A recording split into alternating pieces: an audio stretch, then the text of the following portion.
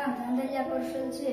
હું ધોરણ 8 માં અભ્યાસ કરું છું. મારી શાળાનું નામ ભદ્રાળ 3 પ્રાથમિક શાળા છે. હું ભદ્રાળ 3 પ્રાથમિક શાળા વતી આપનું હાર્દિક સ્વાગત કરું છું. મારા ઇનોવેશનનું નામ eyes on road driver alert system છે. અત્યારના સમયમાં ઘણા રોડ અકસ્માતો સર્જાય છે. તેને નિવારવા માટે મેં ડ્રાઈવર અલર્ટ સિસ્ટમ બનાવી છે. જ્યારે ડ્રાઈવર પોતાની આંખ બંધ કરી દે છે ત્યારે 2 સેકન્ડ બાદ બઝરમાં અલાર્મ વાગે છે. જો તેનાથી ડ્રાઈવર અલર્ટ ના થાય અને પોતાની આંખ ના ખોલે તો 5 સેકન્ડ બાદ કાર આપોઆપ ઊભી રહી જાય છે, જેનાથી ઘણા અકસ્માતો નિવારી શકાય. ઇનોવેશન બનાવવા માટે આઈબ્લિક સેન્સર, ઓર્ડિનો નેનો, બઝર, મોટર, 2 9 બોલ્ટની બેટરી, 5 વોલ્ટ રિલે, સ્વિચ અને બ્રેડબોર્ડની જરૂર પડશે. હવે આપણે સર્કિટ ડાયાગ્રામ સમજીશું. 9 વોલ્ટની બેટરીમાંથી પાવર સ્વિચની મારફતે ઓર્ડિનો નેનોના વોલ્ટેજ ઇનમાં અને 5 વોલ્ટ રિલેના VCC સાથે જોડીશું અને બીજો છેડો એ ઓર્ડિનો નેનોના ગ્રાઉન્ડ અને 5 વોલ્ટ રિલેના ગ્રાઉન્ડ સાથે જોડીશું અને 5 વોલ્ટ રિલેનો ઇનપુટ એ ઓર્ડિનો નેનોના A0 સાથે જોડીશું.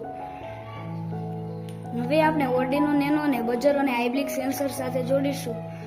તો ઓર્ડિનો નેનોનો 5 વોલ્ટ એ આઈબ્લિક સેન્સરના 5 વોલ્ટ સાથે જોડીશું અને આઈબ્લિક સેન્સરનો ગ્રાઉન્ડ એ ઓર્ડિનો નેનોના ગ્રાઉન્ડ સાથે જોડીશું અને આઈબ્લિક સેન્સરનું આઉટપુટ એ ઓર્ડિનો નેનોના D10 સાથે જોડીશું.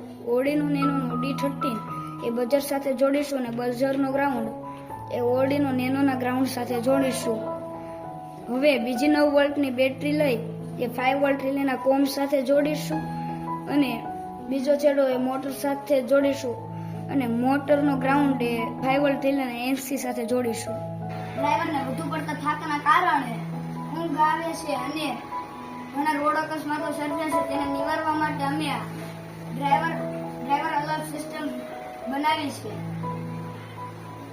ડ્રાઈવર અલર્ટ સિસ્ટમની મદદથી ડ્રાઈવરને ડ્રાઇવિંગના થાકના કારણે જોકો આવી જાય છે અને તેની આંખ બંધ થઈ જાય છે.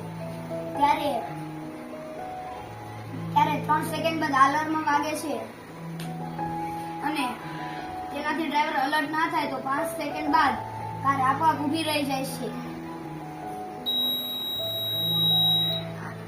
આંખ બંધ કરે છે ત્યારે 3 સેકન્ડ બાદ અહીંયા અલાર્મ વાગે છે અને 5 સેકન્ડ બાદ કાર આપોઆપ ઊભી રહી જાય છે અને આંખ ખોલે છે ત્યારે આપોઆપ કાર ચાલવા મળે છે. ડ્રાઈવર અલર્ટ સિસ્ટમની મદદથી ઘણા અકસ્માતો આપણે નિવારી શકીએ છીએ. ઘણા માણસોનો જીવ બચાવી શકીએ છીએ અને અકસ્માતથી ઊભી થતી ટ્રાફિક સમસ્યાઓને પણ નિવારી શકીએ છીએ.